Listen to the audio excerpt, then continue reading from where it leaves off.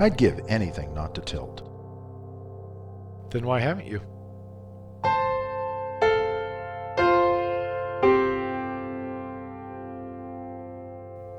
I have become a good poker player. Are you saying you used to be a fish? Only in the worst way.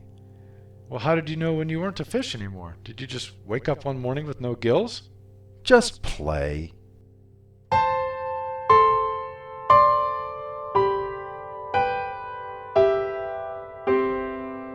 Why do you keep asking me these stupid questions?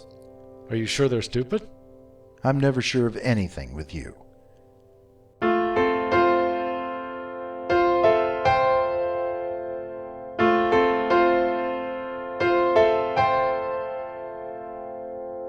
Do you think you can make me tiltless? Do you think you can change your mind?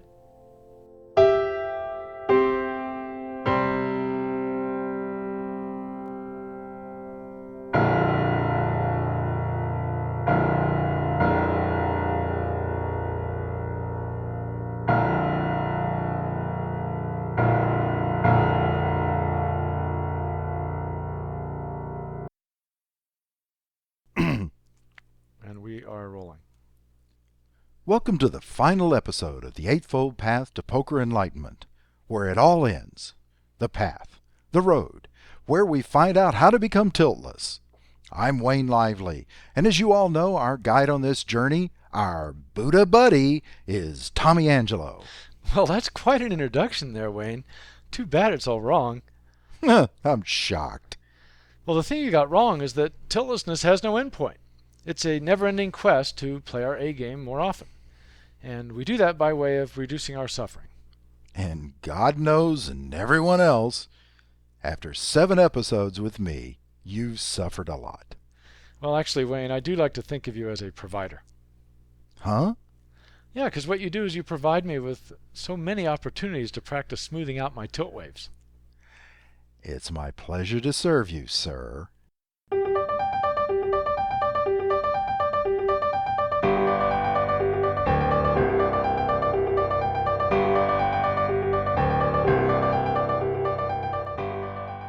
Have you ever tilted? Oh, God, yes, I still do. But not nearly as bad as I used to. Okay. What was your worst tilt like? Did you ever punch anybody out? I've never punched anybody out. I've said some nasty things. I had ways of saying things that were very mean. Did you ever get punched out? I've never been punched out. Nope. Well, so you got that going for you. Yeah, I haven't really experienced violent tilt on either end. I've blown my bankroll multiple times doing completely ridiculous things. Just total busto, huh? Well, not my whole bankroll. I just blow my pocket bankroll, whatever I could get my hands on. I'll tell you how bad it was. When I moved to California, I intentionally moved right next to Artichoke Joe's because the highest game they had 1530 and 2040 limit every day. And down at Bay 101, half an hour away, they had 8160. They had 4080 and 8160. Well, I intentionally didn't live down there because I knew that I would just destroy myself in those games. I couldn't contain myself to just play 2040 because when I was tilted, I would go to the higher game, bankroll tilt. So what I would do is I would play for I did this probably 4 or 5 times where I'd play for 15 or 20 hours totally stuck at 2040 at Artichoke Joe's. And the game would break. And I still had money. So I had no choice. I would drive all the way down to Bay 101 after playing a terribly long, brutal session because that was the only way I could dump the rest of my bankroll. I'd go down there and play 8160. Jeez. That's me on tilt. Did you tilt online? Online, I tilted so bad. I could play A-plus poker for days, weeks, months. And my graph looked like just the steadiest incline you could imagine. And then just completely go nuts. But when I tilted like a Bay 101, at least I looked like I was playing decent. It's possible to kind of know you're going to lose, but not look terrible. Online, I would tilt where I was literally just raising and re-raising every hand, just with anything, just to completely as bad as you can, as bad as it is physically possible to tilt. Full on monkey tilt. Absolutely full on insanity. Set fire to my money.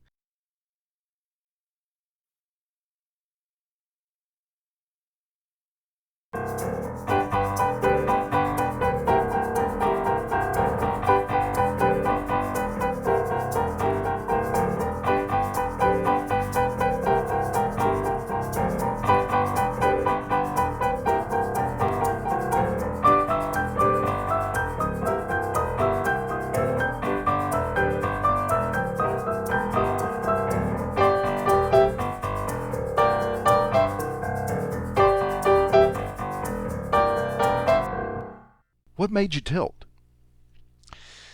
Boy, a lot of things. I mean, all the classic stuff, you could say losing money and just feeling like crap. What But, did you? What were you thinking? I mean, what were you thinking at the time?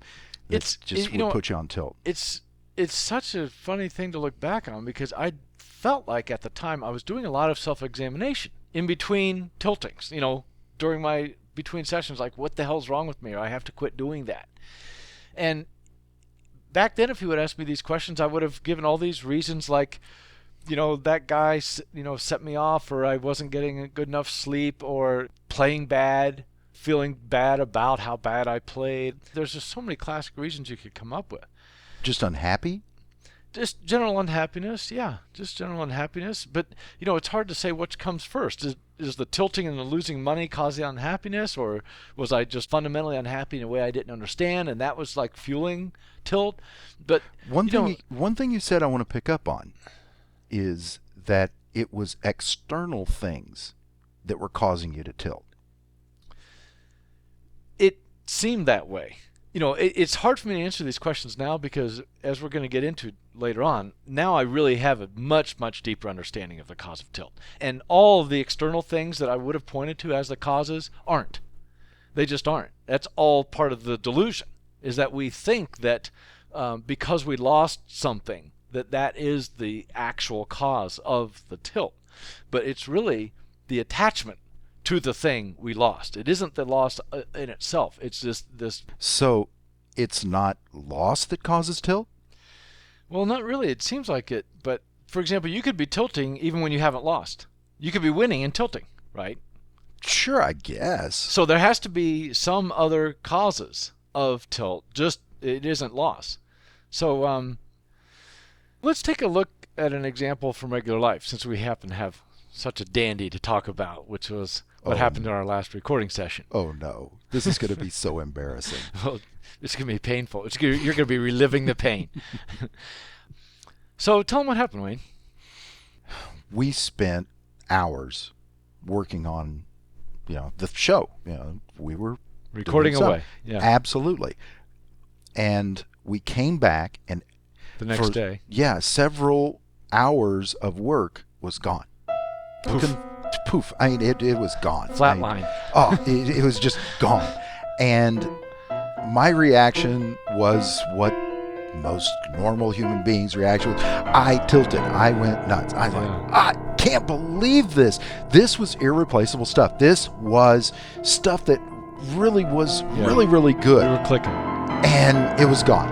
And your reaction was? My reaction was non-resistance to the moment.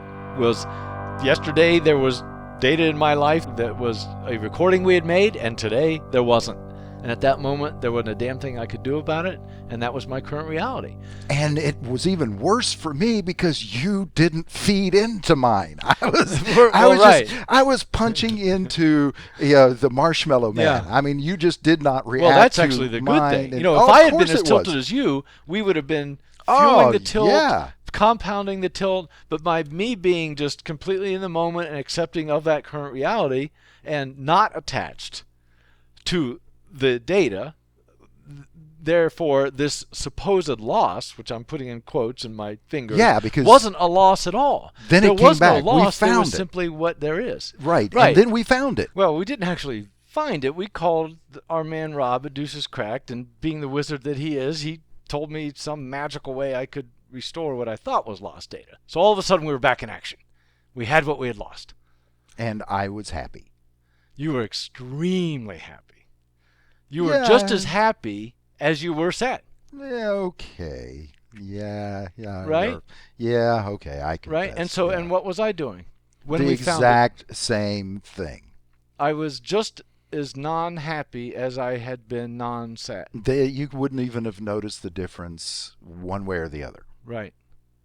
And I'm saying this, it sounds almost like I'm bragging, but I'm not. I'm just as in awe of that as you are. Because I used to be just as much of a tilt monster as anybody else on earth. When it came to losing data, I used to record all the time back in the 80s in my house, and I've had entire batches of magnetic tape ruined by magnets and stuff like that, and I would suffer over it for days, months, years, literally years. Oh, that song's gone forever.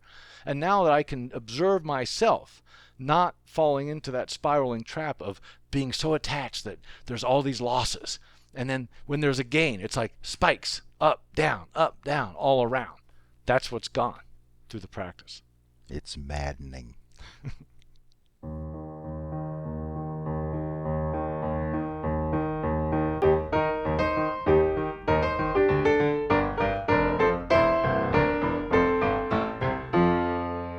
You want to know what the grand delusion is? Enlighten me.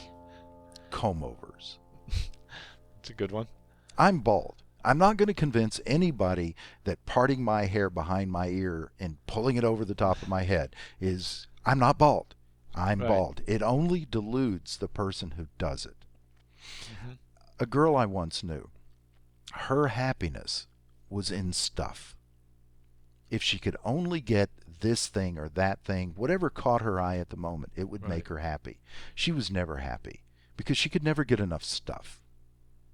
Yeah. That's the grand delusion. The grand delusion is that external things are making us unhappy.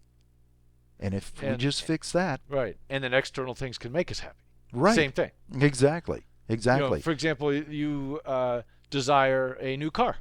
Mm-hmm. So let's say that you wanted a new car and you went out and got the new car. Mm-hmm. Are you then permanently happy the rest of your life? No, you're going to want the next thing. This is human nature. And we're calling it the grand delusion, the idea that if only I had the next thing, I would be happy. Or it's because I lost that thing that I'm unhappy. They're It's identical. All about attachment. Yeah. I lived in Florida in 2004. Hurricane Charlie came along and took the house and virtually everything in it. The only thing that I missed were the irreplaceable, childhood memories, stuff that I wasn't able to pass along to my kids, that now only exist in my mind. That's why some people that have nothing, we look at some people like, how can that guy be happy? He has nothing. He's happy because he has nothing. It's because the non-attachment to stuff is how some people can be completely poor and be way, way happier than rich people. I mean, these ideas have been kicked around so many times. One of the things I ask my clients is like, especially some of the big money guys, they got big bankrolls, and they come to me and they're like, I have everything now that I wanted. Everything 3 years ago that I thought I wanted that would make me happy, I have. I have the entire poker world respecting me. I have all the money in the world. I have my health. I'm good looking. I've got a hot girlfriend. And I'm still discontent. And it's the grand delusion. But we can look at those types of people that have had that path as proof that there's no amount of accumulation that is going to give us peace of mind. It simply can't happen that way. And the delusion is that we go through our whole lives, despite this evidence, still believing that if only I had that one more thing, I would be happy. It's about attachment. It's totally about attachment and desire. And one of the things I ask these guys. And that's what puts us on tilt, is losing it or the fear of loss. Oh, the fear of loss. Yeah, the attachment causes all fear. All fear is a result of attachment. Every single speck of it. One of the things I ask guys to kind of wake them up to this is like, okay, so let's say you got a guy who's just a typical good professional player. His bankroll somewhere between say 50,000 and 200,000. And he's like, but last year I was up to 300,000. I really want to get back to that mark. And I just say, what if you had $10 billion? What if a guy just gave you $10 billion? Do you think that you would be permanently at peace? Do you think you would never, ever again suffer from anger or jealousy or rage? Do you think all these things would just be gone because of a number in your bank account? Of course not. Do you think that you're never going to drive again? You're never going to be in line never at go on Walmart? tilt in traffic or be late or be frustrated with your parents or someone else? Of course not.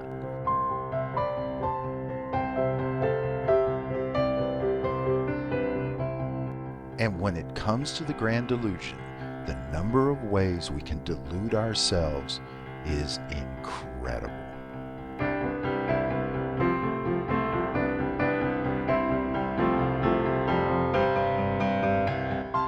I want to be happy. Are you saying you're unhappy now? Yes. What, with poker, life, or just in general?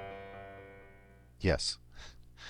Okay, well, you hit right on the premise of this whole series. I've come to the right place. Yeah. What we're really talking about here isn't how to become a great poker player or how to have lots of money or how to be loved or be a good person. The central issue of this episode and this series is how to be happy, that we want to be happy. That's the premise, that we want to be happier than we are now, and we want to be more deeply happy more often.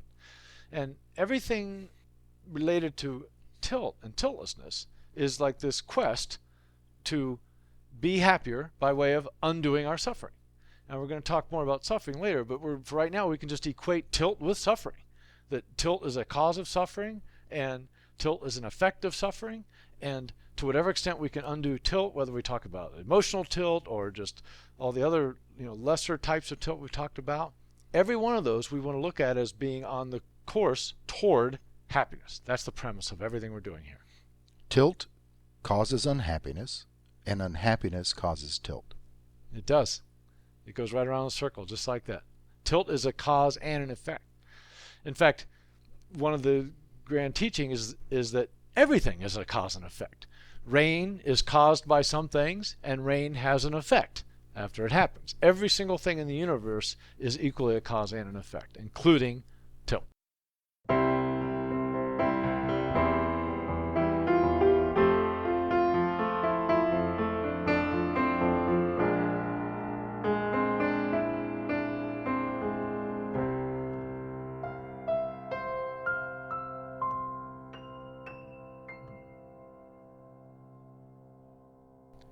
Last night I was playing No Limit, and I doubled up early. Nice. It felt good. And then I went on a heater, and I doubled again, and I got up 3 buy-ins really, really quickly. And then hit a cold spell and lost a buy-in, and then was down another buy-in. So I'd still doubled up.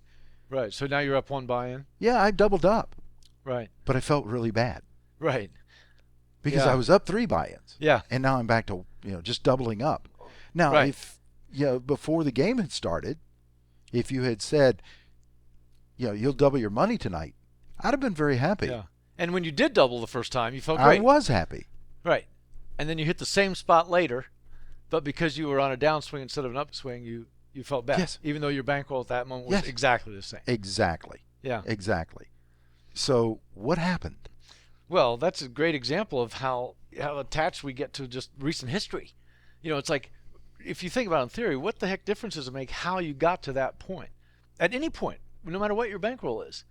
It is what it is at that moment. And this is what it means to be in the moment and accepting reality as it is. If only we could just live with our bankroll every single second, no matter what it was, the amount of agony we would let go of is huge, because we wouldn't be wishing it was more. We wouldn't be thinking, oh man, it used to be more, or wishing it was more. And that is such a great example to show how silly we are. Another one that's remarkably similar to that from regular life is weight loss and weight gain and how we feel about our bodies. Let's say you got a guy who weighs 200 pounds and he wishes he weighs 170 pounds. I wish. So that's causing him suffering right there. The fact that his reality is that he weighs 200 pounds, and every single moment that the thought happens to come to his mind that he wishes he weighed less, that's causing him suffering. That's what we mean by suffering. So let's say he loses 10 pounds, and now he weighs 190. He's like, great, I'm stoked. And anytime we want to lose weight, we lose weight. We feel great about the discipline, and we're lighter. It's beautiful.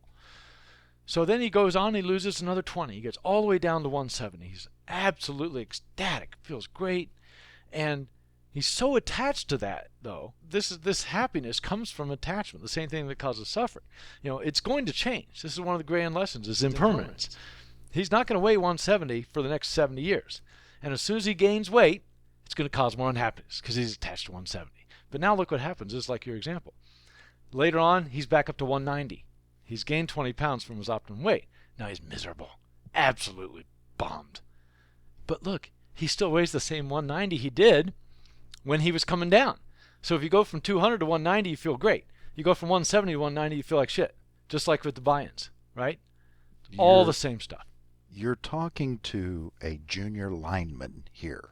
A junior lineman? Yes, I can certainly relate to someone who feels way over their size. So yeah, I can understand it very well because the weight is, one of those things that all of us seem to have a problem with, Yeah. except for your skinny ass. Well, no, I've had plenty of times I was, 20, 30 pounds overweight and felt miserable about it. I mean, really bad. And it's like, now I've gotten to the point, it's like, I look at my body and that day, at that second, it's how it is. It's just like my bankroll. I mean, I think this correlation to body and bankroll is pretty strong.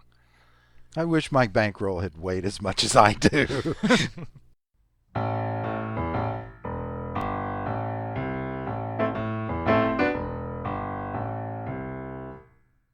Throughout the Eightfold Path to Poker Enlightenment, we have talked about suffering, but we've never really defined what suffering is. You're right, we haven't. And it's one of those words that it carries extra connotation in Buddhistic teaching, compared to the way we normally use it. If I slam my hand in the car door, that's pain. That's pain. That's physical pain. That's nerve impulses going to your brain. It's a physical thing.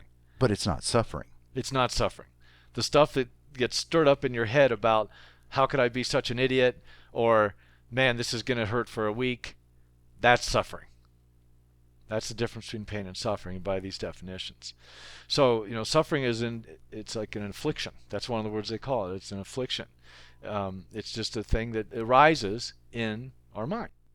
At the beginning of the episode, I said in the Grand Delusions that the ways we delude ourselves are countless. Mm-hmm.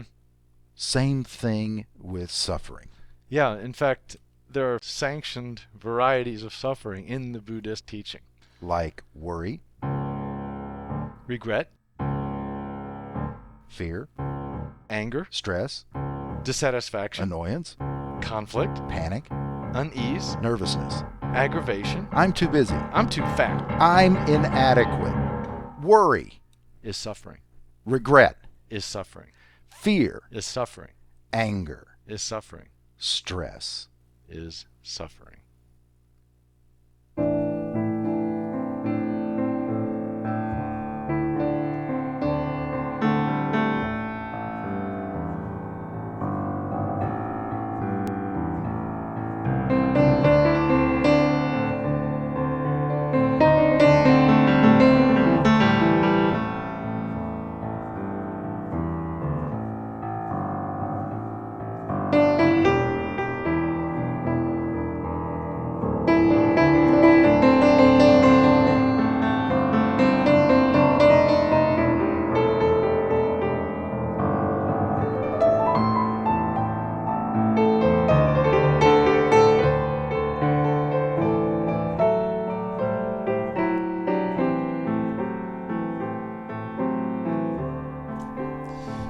First word is ignorance. In regular English, the way we use it, it means lack of knowledge, not knowing. And in the Buddhist meaning, it's a word that gets used a fair amount along with delusion. It sounds a little insulting, but neither word is really intended to be that way. I saw one little thing about the word ignorance I thought was really pretty cool. If you look at the root word, it's ignore. And ignore doesn't mean not knowing. It just means ignoring, not paying attention to it or not reacting to it. So really the word ignorance, you could think of it as ignorance. So it's just, the noun version of the verb ignore. It means not paying attention. It means not noticing what's going on around you. So it's really a whole different meaning, and when you look at it like that, just based on the actual English root word. So I think that's pretty cool. And then another word is emptiness.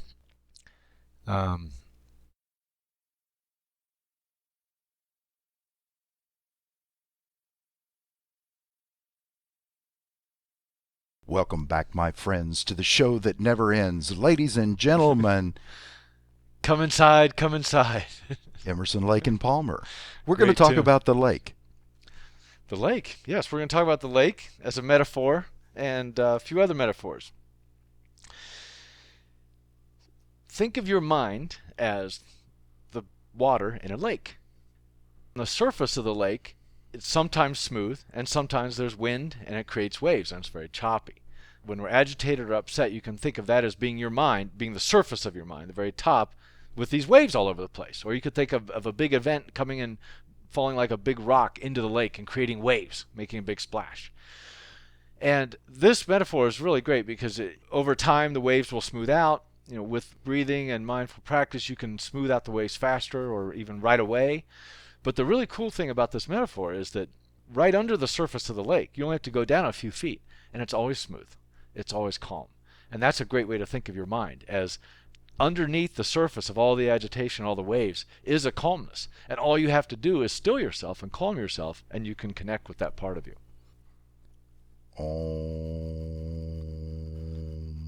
Very nice, Wayne. You're really getting the hang of this. Another really helpful metaphor that I learned from John Kabat-Zinn, who's one of my main teachers, is the idea of what he says is if you have an orchestra, you got these great musicians and they're playing this great music, and it doesn't matter how talented they are or how great the music is, they have to tune up. If they don't tune up right before they play, they're going to suck. Yeah, it sounds like traffic noise. Yeah. It really does. Actually, I love the sound of an orchestra tuning up. Really? Is that what you're talking about? Yeah, it sounds like traffic noise to me. That's one of my favorite sounds of all sounds. And so what he says is when you calm yourself, using the breathing or some sort of mindfulness at any point, it doesn't matter whether you're talking, he's talking mainly about a morning meditation practice where you really put some time into it. He says what you do is you just tune yourself like an instrument for the day, and now you're in tune. And if you do it in the morning, you're just going to be more in tune that entire day. And the same concept can go right into your poker game where, let's say you're playing online and you take a break and you decide to even just spend just a few breaths just sitting very still to calm yourself and breathe. You can just think of that as tuning up, literally tuning your instrument. And in this case, you think of yourself as being the instrument, and then after you've tuned, you are also the musician. You play the instrument.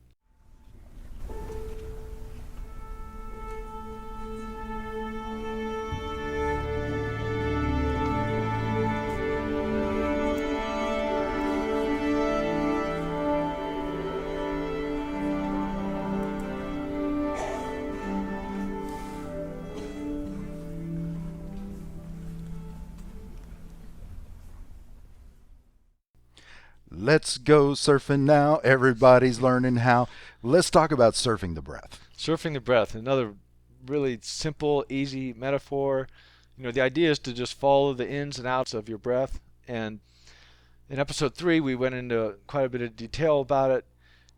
There's the breathing in, I'm aware I'm breathing in, breathing out, I'm aware I'm breathing out. But eventually you can just, not even eventually, but in addition to that, you can just think in and out, just observing the in and out. And another way to do that is to think of it as surfing, like you're just riding up, down, up, down, up, down. So the idea, just the word surfing the breath is another helpful metaphor. And finally, one of your Tommyisms that I thought, the first time I heard it, was absolutely brilliant. Tilted poker is like crooked teeth. It's not your fault and can be fixed. Yeah.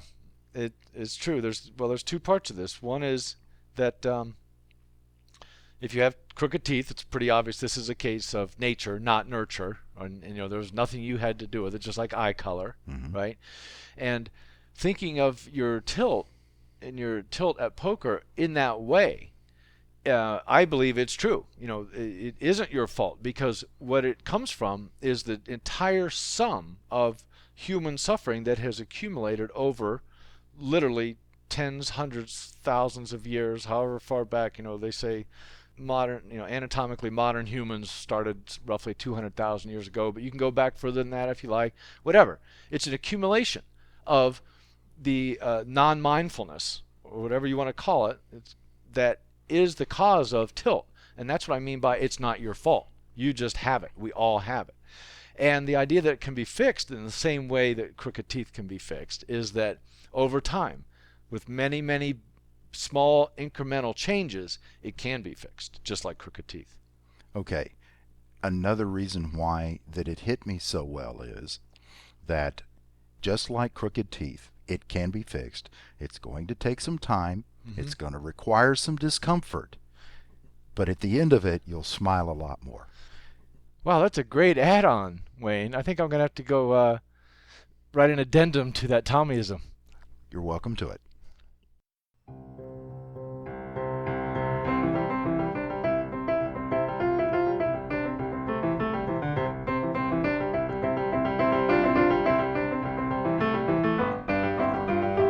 Life is a pretty big topic. Yep. Hard to get your arms around the whole thing. Since we're here for the poker, why don't we just talk about the ways that we suffer and tilt at poker and how we get rid of it? All right. So what do you think like the top two causes of tilt in poker? I think it's like, based on my own experience and the feedback I get, it's bad luck. When we get really unlucky, it's like, oh, so unfair, hand after hand, and playing bad. Well, right? I never tell a bad beat story. Really? When is that going to start? Okay. Well, and I never play bad. Oh, of course not. So you're I guess tiltless. I guess you have nothing to worry about. I think we need to go on. Yeah, good idea.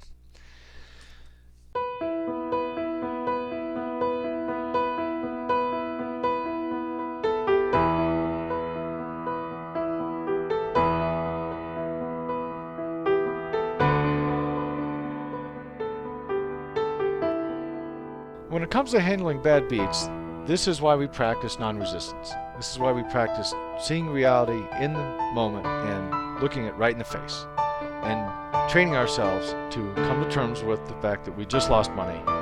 And the reason we lost money is because the guy hit a card he needed, and there were only 4 cards in the deck that he would win with, and one of them came up, and that is what happened. It sounds so simple and so obvious to just not add on to that reality and just live with it and live in it. And it's so hard to do, but there's no other thing I can offer as a remedy for the suffering that's caused by bad beats other than moving your awareness out a level from your absorption with the injustice and the unfairness and all the other thoughts. And it's all about awareness. It's about being aware of the actual mental activity in your mind and calling it what it is and saying the whole reality. The card came, I lost the pot, this is causing my mind to stir up like the surface of the lake and creating waves. And only by continuing to go outside of that, like layers of an onion, and just going outside another layer, and seeing the actual thought formations arise in your mind. This is the way to end the suffering.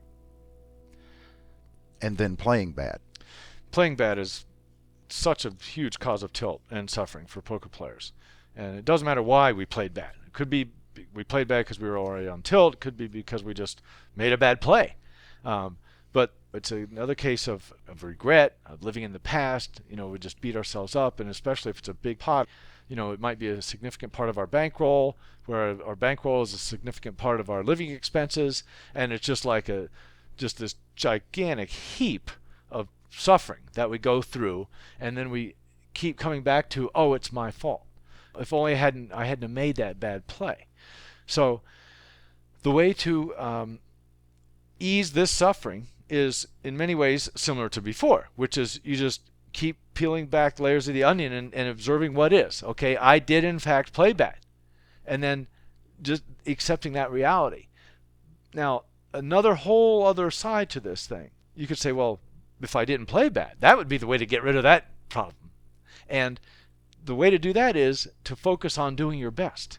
Okay, if you focus on doing your best and really examine what that means, and that if you believe that doing your best means sitting up straight and doing breathing, and you didn't do that, then you didn't do your best. If you believe that doing your best involves how well you sleep and how well you eat and how well you game select and how well you seat select and how well you site select and do all these zillions of options, if every one of those is part of what you call doing your best at poker, not just your betting strategy, then the way to ease the suffering of beating yourself up over playing bad is to focus on doing your best. And this is why. If you know you've done your best, it won't matter if you play bad, because you'll know you've done your best. It's like, let's say you go out golfing and you really play your best round, but it turns out that you hit a few flubby shots along the way, but you were focused. You really gave it your all. It's possible to play bad, but still having done your best. And so the real thing here is focus on doing your best, and then you don't have regrets. That's the whole point. If you know you've done your best, there's literally nothing to regret. A friend of mine, I told you this story. I used to play tournament tennis, and he came off the court, and I said, "How'd you do?" He said, "I came in second." He didn't lose. That's a good attitude, right? He didn't Right, lose. he came in second. He just got beat. Uh-huh. The That's guy a great case was of better than him, and he didn't lose. He played as well as he could and came in second. Right. I've always thought that was a good attitude. It is. That's a great attitude. It just goes to show you that perception, perception is reality. And we have the ability to alter our perceptions, but really only by first observing the act of being perceivers and really observing the mind and examining what's going on up there.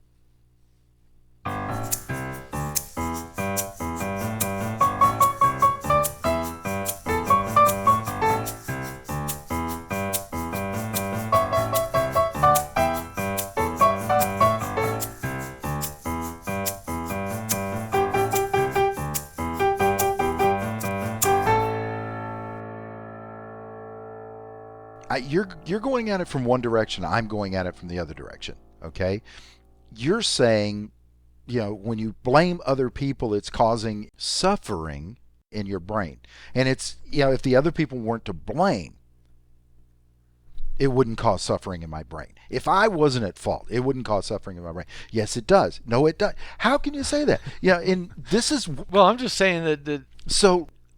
I'm just saying that the act of blaming is the suffering. It doesn't matter who did what. But it's not my fault. The thing that you're blaming them for. Right. But the act of playing the blame game is your fault. No, it's not. It's their fault. It's their fault that you can't control your mind, that you obsess over blaming people for stuff. That's your fault. But if it's, if they hadn't done it. Let's do the script. Is it running? Yeah. Let it run. Wayne, you shouldn't play the blame game. Try again. Don't play the blame game. But it wasn't my fault. What wasn't your fault? What happened? Well, but so what? You're playing the blame game. You're blaming. But it's not my fault. It could have been the dealer's fault. It could have been traffic's fault, the casino, my parents, my school. It could have been God's fault. Right. So what good does it do you to blame them except it just causes suffering? Blame is a form of suffering. So It's now huge. I'm blaming myself for blaming them?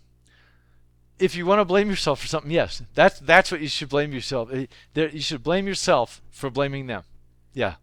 This is nuts. I didn't do this. Well, but you're doing it. You're doing it. Anytime you blame somebody for something else, you're stirring up the surface of your lake for nothing. It's just mental noise. It's just more crap.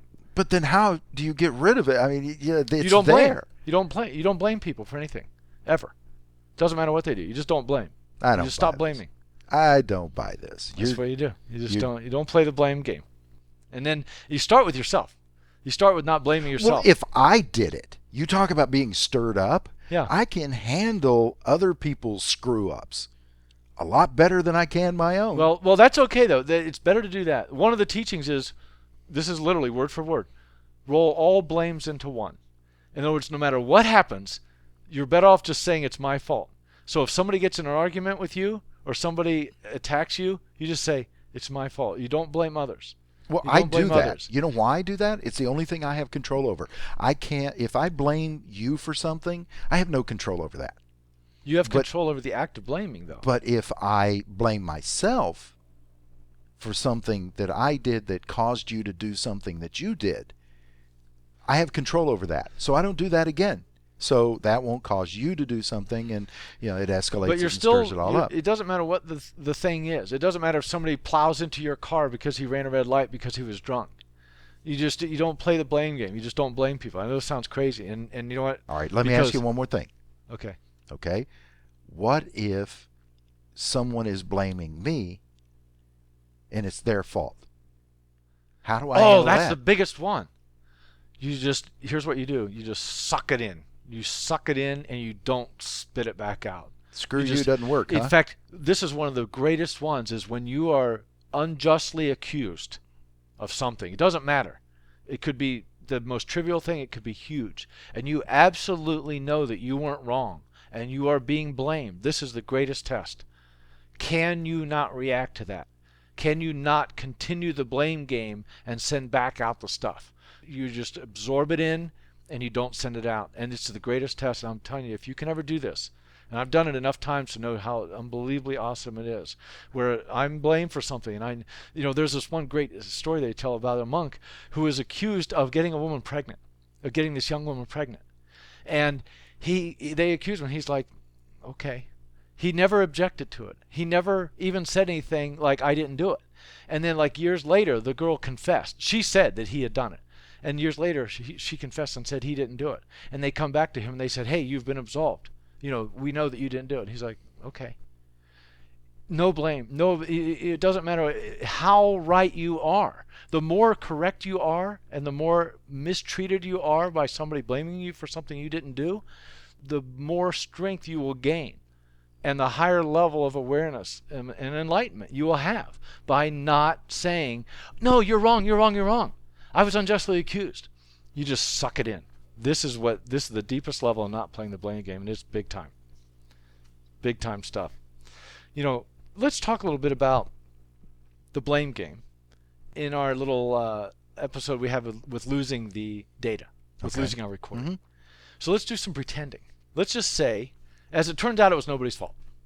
Nobody made any mistakes that we can trace back and say somebody clicked something wrong or whatever. Well, no, I mean it's a malfunction of the computer. Yeah, it could have. Remember? No, it really was. It was. It was a computer glitchy kind of thing. Yeah, and it right? got you a Mac. So this was right. Great Because of that, I excuse. ended up getting a Mac. I know, I love it. But Didn't this do is a me any case where there good. literally was no one to blame. The universe. It's just like if it rains on your picnic. There's no one to blame, right? But what if it had been my fault? What if I had clicked a button and caused it to happen? Now I'm just going to go through a list of the possible things there could have been to blame.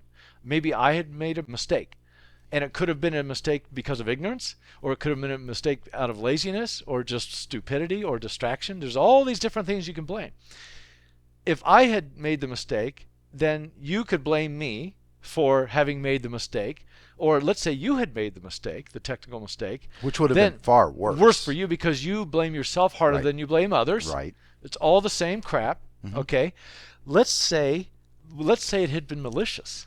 Let's say it had, we're just making this up, but let's say somebody had hacked in, knew we were recording that day or whatever. We're using this as an example for any time somebody does something intentionally to you, to hurt you. So let's say somebody had intentionally sabotaged the computer just to throw us behind a whole day in recording and knowing we would stress like crazy over it. Now we have, now there's justice involved. We've been done wrong. We can not only blame that guy for the act of losing the material, but now we can heap all kinds of other negative energy out of us onto him because he's a criminal, he's a bad guy, and boy, blame, blame, blame. It just never ends. It never ends. That's why it's so important to learn how to end this, because this is the continual shit that is in our mind. Literally, however many years you live, you will be suffering from the blame game endlessly. Every time it comes up, either blaming yourself, blaming somebody else, until you make a conscious effort to really work on it and say, you know what? I'm not going to blame.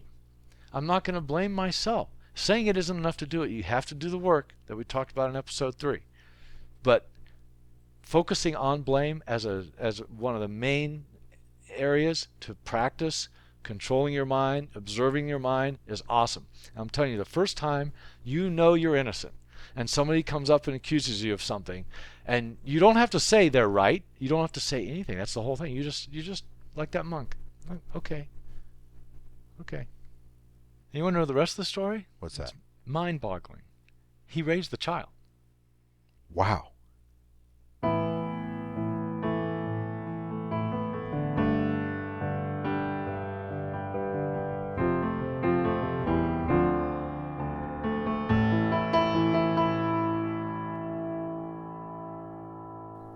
They threw the doom switch on me last night. Unlucky you. Yeah, for sure. Of course, there is no such thing as a doom switch. And Just seems like it. internet poker's not rigged. But internet poker has an entire range, an entire subset of tilt. Oh yeah, it Tilt definitely has its own issues. brands. And let's talk about some of those. Okay, and what we can do about them. And what we can do about them. Well, what you can do about them. I don't know if there's anything that I can do.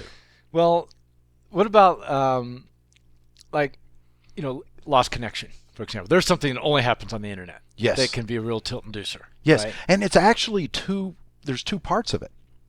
One of them is when you lose it, and Right, the other is when somebody else does, and guy they give just them a screws minute you. and a half. Yeah. They give them a minute and a half to come back. Right. And if you're in the hand, you're waiting for it, Yeah. to come I back look on. at this as the whole thing about lost connections is it's the game you're playing. It's like to get really upset about it is like getting upset because you're playing baseball but you don't like the size of the ball or something. It's like this is the landscape you live in.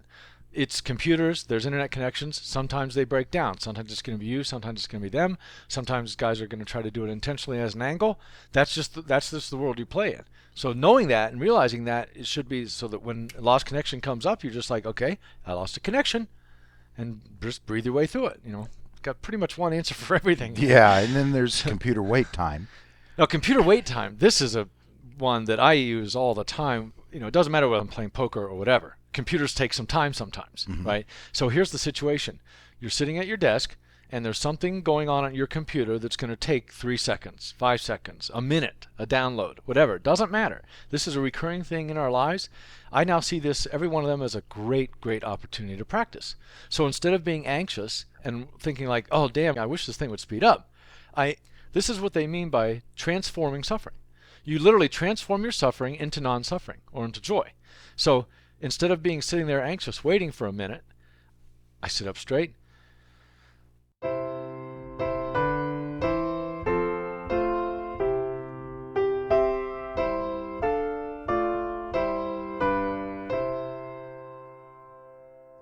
I use that break as an opportunity to just calm myself, to settle my waves, to tune my instrument. Every single little computer delay you have, whether you're playing poker or not, is an opportunity to tune your instrument. Okay, what are some of the things that we can do? Well, one thing we can do is just write on a piece of paper the reminders you want to have of that day. If there's something you've moved to the object of the game, put on a piece of paper, have it there sitting in front of you. Another thing I think is really great for keeping your tilt down online is just staying busy, just staying really active on all the things you're doing, game selecting, whatever it is you've got going on related to the game, just stay busy, and then that keeps the tilt out. Taking breaks, obviously, we covered that a lot before, but that's huge. Taking a lot of breaks, taking really good mindful breaks, remove yourself from the game. That's one of the biggest tilt reducer things you can possibly do. Taking days off, even. We talked about big breaks. Yeah, big breaks. Exactly. We talked about in terms of like stop losses. Typically those are thought of in terms of a session, but you can do stop losses in terms of weeks. And you can say, well, let's say you have 2 real bad days, and you decide, if I lose today again, I'm taking 3 days off, and take big breaks, like you said, really big breaks. When they threw the doom switch on me, I lost 5 out of 6 sit and goes, and I said, it's not break my time. day. Yeah. I'm done. Yeah, right. It's great to just quit when you're stuck and everything's running bad. That's major lopping off the C game. And one thing I've run into is I used to think that the big problem everybody had was they didn't quit soon enough and that they played too much. That was because that's how I was and how all my degenerate buddies were. But it turns out in the modern age of the modern young professional, some guys, they just don't play enough. I have a lot of clients that are like, I need you to teach me how to play more. They only play 2 or 3 hours a day. They want to play 4 or 5. They only play 4 days a week. They want to play 5. And so what I do with them is it's kind of like the opposite of quitting drills that we talked about, where you just obsessively quit really short sessions, is playing drills, where you just force yourself to play, even if it's just for 10 minutes, to get over that hump of I don't sit down often enough and play. Because one of the things that's the hurdle, it's like, oh, I don't want to play for an hour or 2, so you don't play at all. Well, you just decide, I'm going to play for 10 minutes. This is where you've changed the object of the game. You're not doing it to make money. You're just training yourself to sit in a chair and play. I call that a playing drill. So that's not so much a tilt-related thing, but it's one of those things we can use online for people that have trouble getting enough hours in. And of course, sit up, breathe. Sit up and breathe is pretty much my answer to everything. And finally, finger tilt. Finger tilt. Finger tilt is when your fingers somehow have a mind of their own and they just do what they're going to do. It's just crazy, but it's the nature of computers. It's so fast. Table poker, you've always got some time in there between the act of deciding what you're going to do and the money getting in the pot. Where online, it's just like so instantaneous. So, my one suggestion for this is when the big pot comes up and the turn's coming, and the big action's happening, train yourself to just literally take your hand and put it in your lap if you have trouble with what I'm calling finger tilt. And that is, so you make your bet, and instead of keeping your hand on the mouse, you just put it in your lap. And all you're doing is you're giving yourself a chance to create just a little bit of space in your physical mechanics, which might give a little bit of space in your mind, just enough so that the instantaneous horrendous action doesn't happen.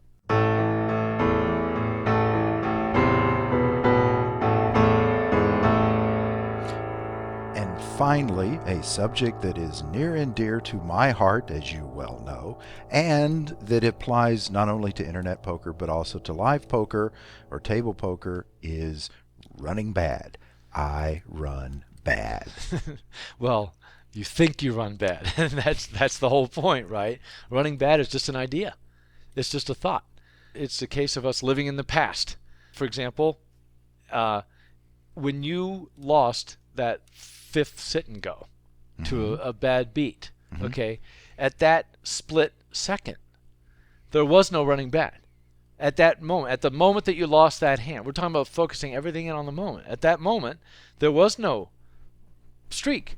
There was no past. There is no future. It's only that moment. So one of the ways to overcome this huge burden we carry around with us, that the idea of running bad, is literally letting go of the past, which are ideas in our mind, and it's just thoughts. And here again, I can say these ideas a zillion times, but until someone actually does the practices that we talked about in episode 3 of mindfulness practice of training your mind to come back to the moment, it doesn't matter. I could say that a billion times, it wouldn't help you at all. You have to do the work to train your mind to learn how to come back to the moment. And then running bad during those moments, during those specific moments when you've come back to the present, at that moment there'll be no running bad. It's kind of like we talked about before. If you took a frying pan, smashed yourself in the head with it right when you lost that fifth tournament, you would not have been running bad at that moment, right? I would have been suffering. You would have been suffering a different kind of suffering, but you wouldn't have been suffering the pain of having lost those events. That's because at that moment you would have been completely present tense. So it's the act of coming back to the present tense is the cure for running bad.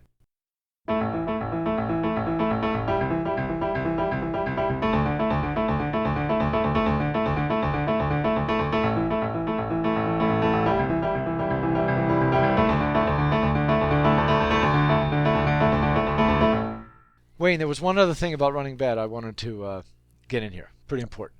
Okay.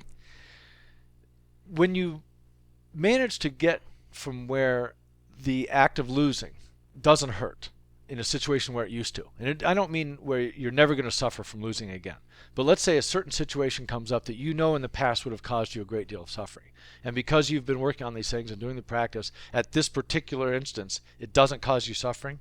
That in itself, that awareness that, wow, this used to hurt, and today it doesn't, that in itself is like a higher level joy that is just wonderful. So you doubly gain. You gain from not suffering when you would have, but then you gain extra happiness from realizing that, wow, I really have let go of a lot of this suffering, and it gives you a great outlook for the future, because you're like, wow, it doesn't have to be as bad as it has been. Or as Death Donkey says, bad beats suck out your soul, and so it won't hurt when they take the last piece of my soul.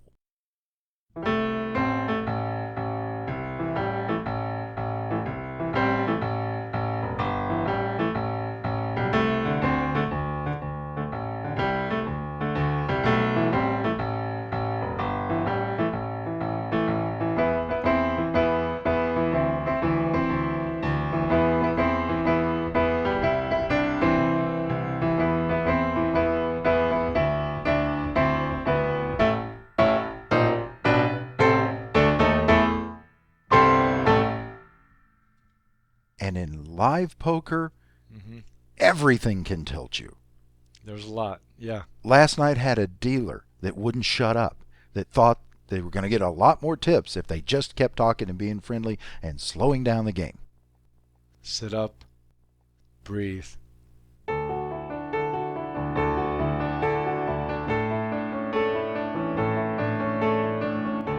And there was a drunk who was just being totally obnoxious to everybody.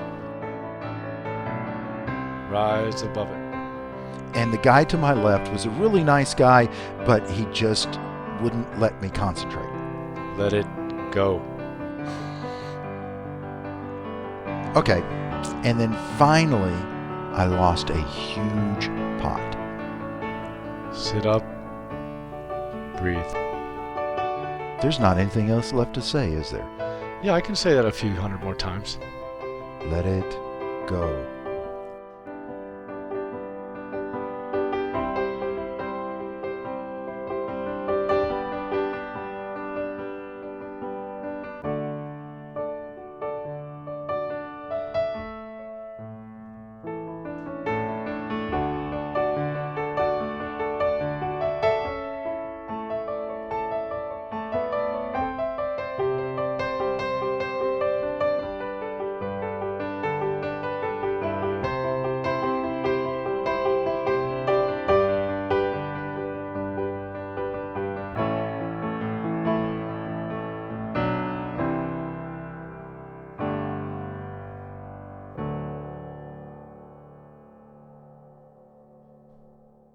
What about watching movies as a pain reliever?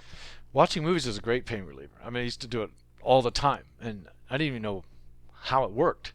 And when I figured out how it worked, it was really, really amazing. Because if you think about it, when you're watching a movie, where is your mind?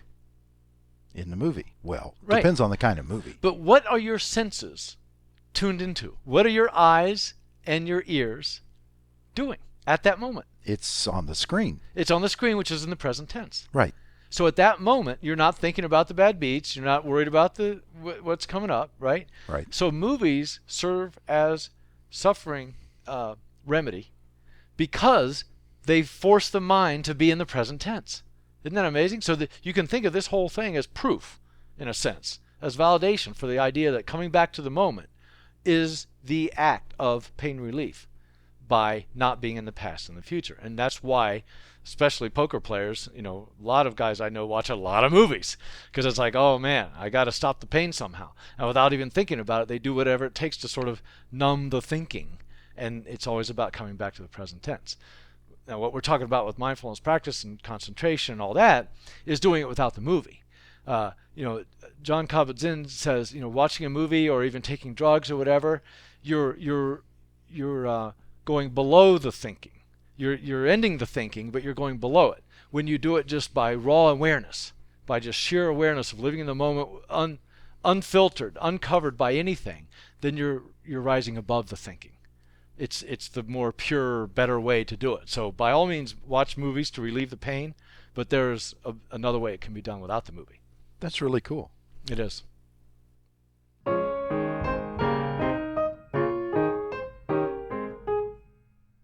I think too much. I can't stop thinking. I'm thinking all the time. From the moment I wake up to the moment I go to bed, I am thinking. It never stops. Never stops. You know what your problem is? No. You're a human being. Could Like be. everyone. Everyone has the same problem. I have people come up to me, they're like, oh, or my mind just races all the time. I can't get to stop. And my mind's way busier than anybody else's mind. It's like, no, it's not. We're all the same. We're all the same, or in the same way we have arms and legs, we all have the racing mind. I like the word discursive. They call it discursive thought. For me, that word just captures it perfectly. It's like out of control, and it just goes, it churns, it never ends. Are you sure discursive doesn't mean bad handwriting?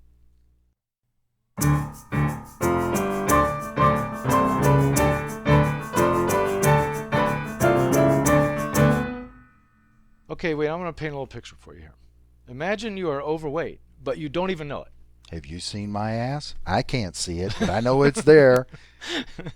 So you have this problem, but you don't even know about it. And you're carrying stuff around with you, extra body matter, that if you didn't have it, you would feel better. All right. So then you learn about calories, and you learn that if you were smaller, you would feel better. So now you know the cause of why you don't feel as good as you could, and you know what you could do to fix it. That if you ate fewer calories than you burned, you would lose weight. And this cause and effect is absolute. If there was any doubt, like if you still had doubts about it, that whether or not this was true about losing weight, all you'd have to do is eat less for a while to find out. Meditation is the same way. It's exactly the same way. If you meditate, you will suffer less, just in the same way that if you eat fewer calories than you burn, you will lose weight. And it can be easily tested. All you have to do is do it. It takes daily effort and discipline. It requires new habits. That's really what we're talking about here. And the benefit is a reduction in unhappiness that will permeate every aspect of your life. It's funny you say this, because just 2 days ago, yesterday, was it yesterday? It was yesterday. It was yesterday. We ran into Alex. Uh-huh. And Alex was telling me about this and how he started doing it. Yeah. And he had to do it every single day for 3 weeks. Yep. And he felt so different. It was an amazing Right. story. It was very cool Yeah, coming from Alex. Yeah, he and basically told you his whole path. And see, I won't you know, believe it remember with what he you, said- but I'll believe it with Alex. I don't well, know why well, that it's is. because you said you see yourself in him. Remember? You know, Scary. But, yeah. No, but remember what he said? He goes, after 3 weeks, I stopped arguing with my wife. I mean, these changes are so profound. It's truly mind-boggling. And I understand the practice of every single day. There was a famous violinist who said that if I don't practice for 1 day, I know it. If I don't practice for 2 days, my wife knows it. And if I don't practice for 3 days, everybody knows it. Oh, that's good. I like it.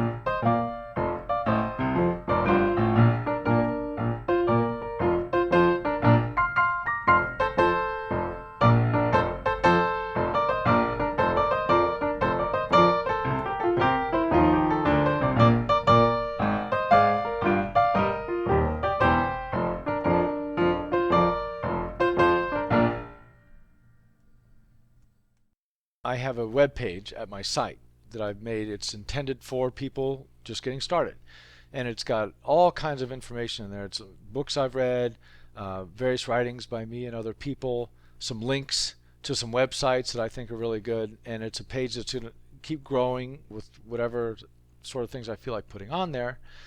The address is tommyangelo.com/meditation101.html. There's also a fair amount about yoga on there, which is what I want to go into here. Now, I would like to remind anyone that episode 3 of this series, called Mindfulness, we go into great detail about meditation. But you really need to go to that web page or similar web pages to get the real how-tos if you really want to do what's called formal sitting meditation every morning. Yoga, according to John Kabat-Zinn, one of the chapters of his book, he just says yoga is meditation. We think of yoga as being a physical exercise because of all the stretching. But I came up with a little analogy that I think really shines the light well on the relationship of some of the key components of yoga. And here it is. In music, you have 2 components. You have rhythm, and then you have notes. So if I just sit here and tap, that's recognizable as music because it has a repetitive pattern and it just feels like music. It's like, I know what music when I hear it. But if I just make random notes, if I just say, dong, bum, bum, ba-dum, just all over the place, no rhyme or reason, that's just sound. It's not music, but it's notes, okay? So with music, you got 2 things, rhythm and notes. But the one essential ingredient is the rhythm. You can have music with rhythm and no notes, but you can't have music with notes and no rhythm, all right?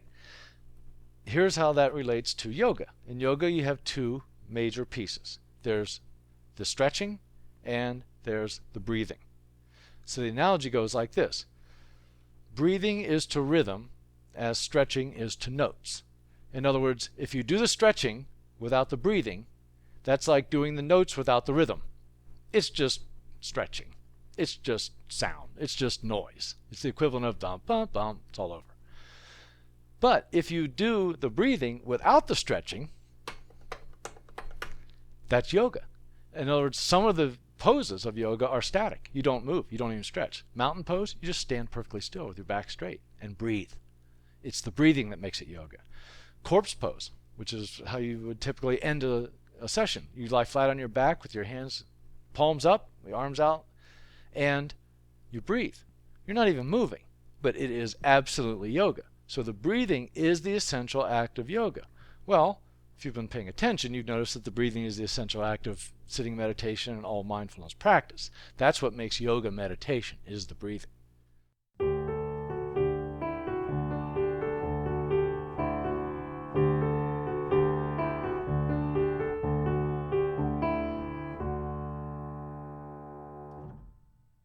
Last night I was playing online. Stop right there. What? I know what you're doing. What? You're just going to tell a bad beat story. Yeah? Well, it's a bad habit, and we're going to stop all your bad habits right now. Okay. Good luck. So let's talk about bad beat stories as an example of something I call band-aids and cures. For all of these bad habits, you pick a bad habit, you have at poker. And I think a really good way of looking at it is there's band-aids, there's things you can do to try to fix it right now and put a patch on it, and then there's cures, which is the long-range fixes. And for me with bad beat stories, I did go through this path. It was like I hated myself for telling them, but I couldn't help it. And I would, over the years, I would tell bad beat stories, and a little bit fewer, and I hated myself for doing it. And so that's the band-aid. The band-aid is just to power up. Like you're picking up the phone, like pretend you're about to dial and you're just like shaking. You have to stop. I'm not going to do it. I'm not going to do it. That would be like a band-aid. Duct tape on my mouth. Duct tape on your mouth, or that would work. Yeah. So as to the cure, well, we already know what that is, right? Stop playing poker? Well, that would be one. Okay. But there's life bad beat stories too. The cure for stopping the telling of bad beat stories is to not have those thoughts in your mind. This is why taming the mind, controlling the mind, is such a great practice. Because the telling of a bad beat story is simply thoughts gushing out your mouth. And if the thoughts aren't in your mind, literally aren't in your mind, then the story won't come out of your mouth. And that's the cure. It's always coming back to taming the mind and managing what's in there.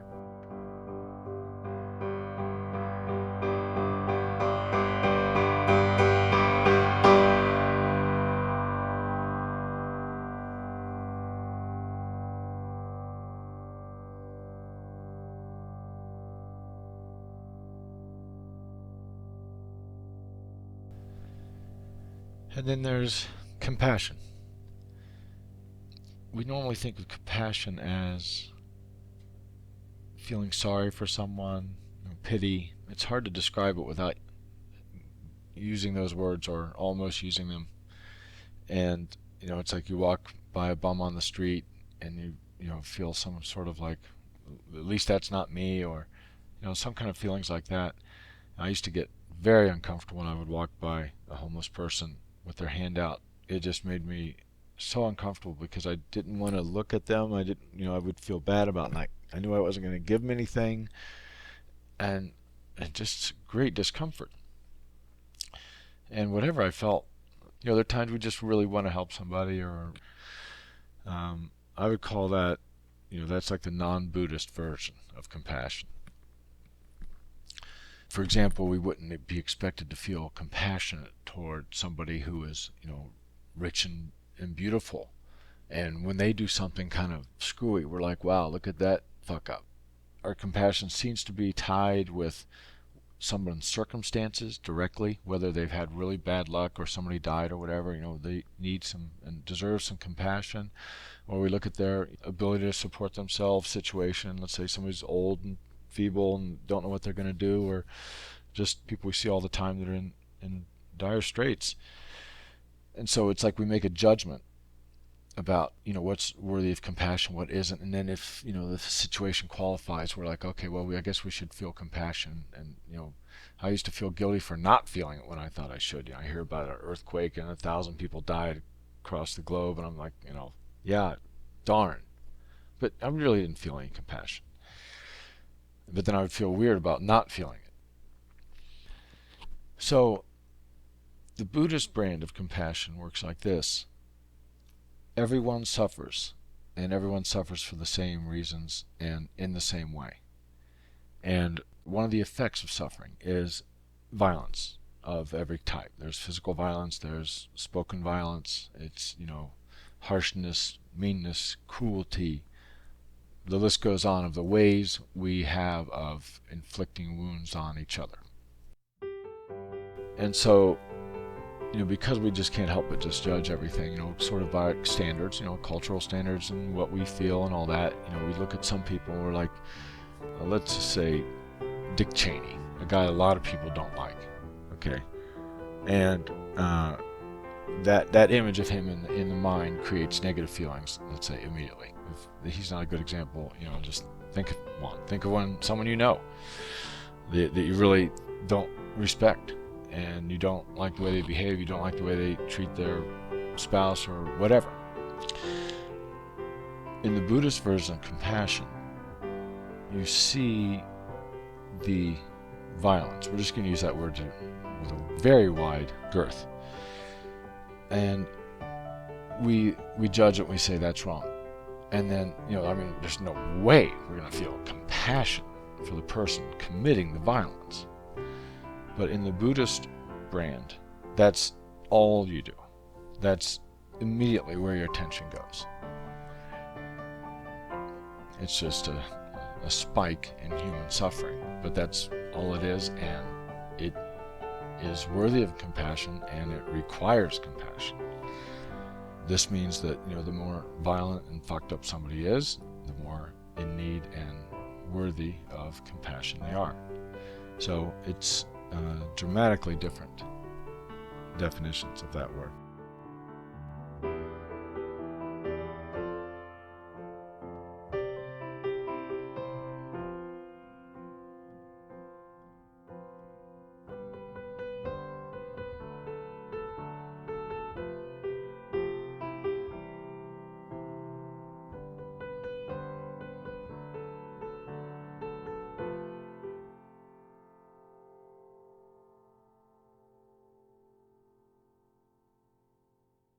So in the course of us making this series over the last year or so, you've had a tremendous amount of exposure to all these grand ideas, these grand concepts of how we can make our life better, make ourselves happier, by way of meditation and mindfulness practice. I just have one question for you. All right. Why haven't you started doing it? Well, actually, it's more than one reason. It doesn't sound, I've got a good reason, and then I've got a really bad reason. Okay. The good reason is because during the making of this, in order for this to be authentic, we needed to have one person who does this and one person who doesn't do this. And of course, that would be me. The crash test dummy. I'm the crash test dummy. Very good. And so I always thought that if I started practicing, if I started meditating, if I started, really getting into it, it would hurt my character. It would, not be authentic anymore. It wouldn't be real. Right. You'd just be too happy all of a sudden to... Yeah, right. And, that leads me to the other thing of that it's very difficult for me. I'm not a joiner. I'm basically follow the Groucho Marx theory that I don't want to belong to anything that would have me as a member. And I resist any temptation to go along with everybody else. And I don't go into, I don't like religion. I don't like groups. I don't like anybody who is a believer. Scares me. Right. I am perfectly 100% a doubting person. And I know that by contrast, I'm also the kind of person that does things 100%. I go straight headlong Right. into the brick wall. So I know that when I start this, I'm going to be very dedicated to it from the get-go. Right. So that's two So you're reasons kind of waiting why for I the haven't done it. series to end, in a sense, And is one of your reasons. that's one of And the them. other reasons, you might even think of them more like classic resistance things. Absolutely. You don't want to join, or it sounds like it's too preachy and too much like a religion, or some people say they just can't. They're like, oh well, I tried, but I couldn't calm my mind down. But you haven't even got to that point No. yet. You haven't even got to that excuse yet. No, Yeah. no. I've been waiting for this to be over, and it goddamn well it better be over pretty damn soon. Well, just to clarify something, have I ever pushed you, even one time, to say, you know what, you should start doing this? Honestly, Yeah. every moment of every day of every second that we have ever been together, and almost all of the time that we're not, because if there's any person in the world that I want to emulate, it would be you. Well, that wasn't quite the answer I was looking for. But in terms of words, no, I hear what you're saying. I appreciate that. But in terms of words and actions, but I've never said the words to you. Look, you should do this. Right? Bro, actions speak louder than words. Your actions. And I'm not saying that for anybody out there, or for the series, or even for you. It's you wanted me to answer honestly, and yes, I am motivated every single day. That's not being pushed, but it is being motivated. So, are you telling me you're going to start? Do you think you're going to start meditating now? Is that your plan? Well, let's put it this way. In the last segment, you talked about ignorance. I use the traditional meaning of ignorance, meaning when you don't know. Mm-hmm. I now know what it takes to lose weight. Okay? Yeah. The difference between ignorance and stupidity is ignorance is when you don't know. Stupidity is when you refuse to act on the knowledge When that you you've do know. received. Yeah. Exactly right. I'd like to think of myself as not a stupid man, despite what everybody's going to think after 7 hours of, of my lunacy. I'd like to think myself not a stupid man. I'm no longer ignorant. I don't want to be stupid. I have every intention of starting to practice, of meditating, of doing yoga, of trying to eat better and improve my life and just become the best person I can possibly be. There's no doubt in my mind that I'm going to give it every effort that I possibly can, because how can I not? And if in a year we come back and we do an hour on Deuces Cracked about where we are a year from now, and I'm still practicing, and life is better and everything, then yeah, we can sit around, make a recording of us counting all the money you've made at poker from being such a tiltless machine for a year.